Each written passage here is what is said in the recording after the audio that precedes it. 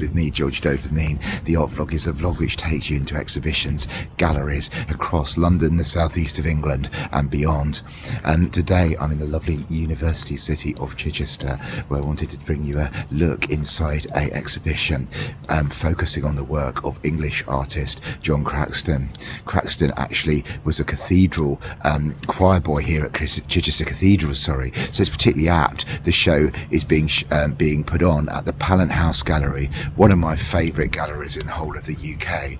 It's a treasure trove of modern British art, and Craxton is the first big show of his since one at the Fitzwilliam Museum in Cambridge about 10 years ago. Craxton was born in 1922 and grew up in a Bohemian household in pre-war Britain. He failed his medical because of undiagnosed tuberculosis, so was unable to serve in the Second World War. He was mentored by Graham Sutherland, friends as a teenager and in his early 20s by Lucian Freud. But the key sort of event in his work was travel, especially to Greece, which he fell in love with and spent large parts of his life.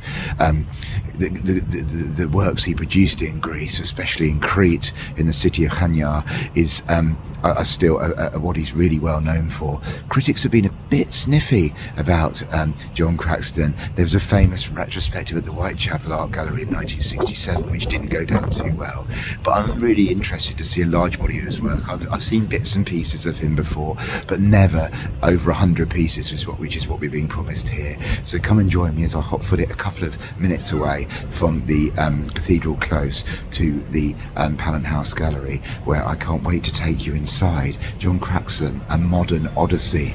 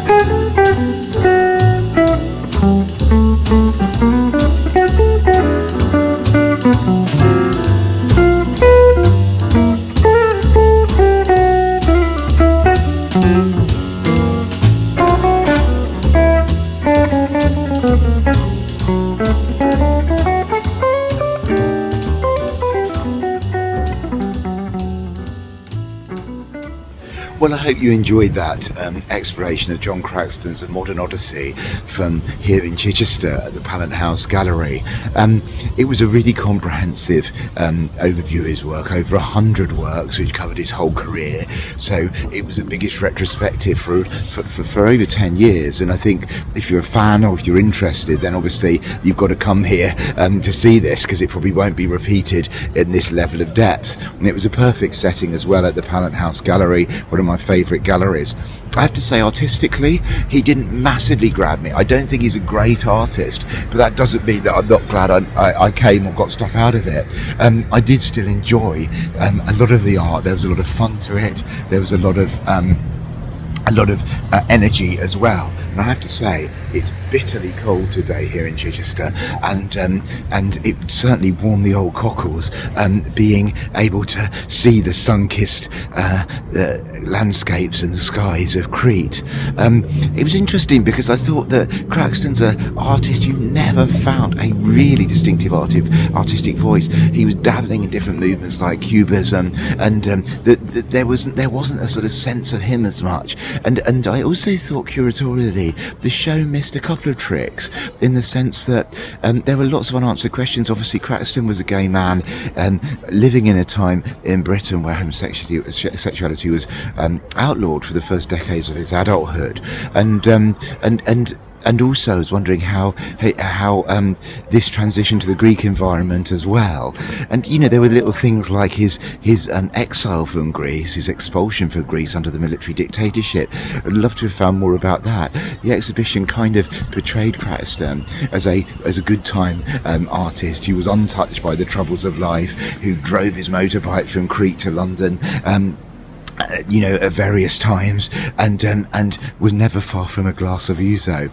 And I don't know how true that was. Maybe it was, but I suppose that maybe explores why I felt there was a little lack of depth to some of his work. But I think his real strength is in composition, of placing objects beautifully so that his works are incredibly aesthetically pleasing.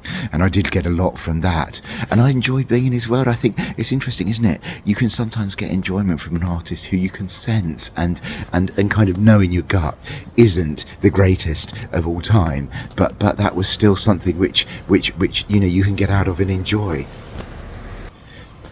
I should also say that there is a accompanying film piece by Tacita Dean called Crackers. Tacita Dean met Craxton when she was 16, and says that he was a very important artist in her desire to become an artist, the first living artist that she'd met. And that's 8 minutes long and is worth a look as well. The show itself is on until the 21st of April, so if you want a blast of Greek and Cretan sunshine, then do come along to the wonderful Pallant House.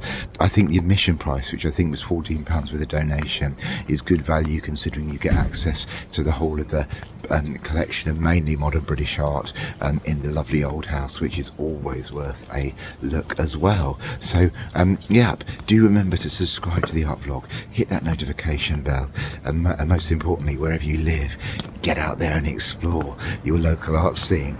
I'll see you soon.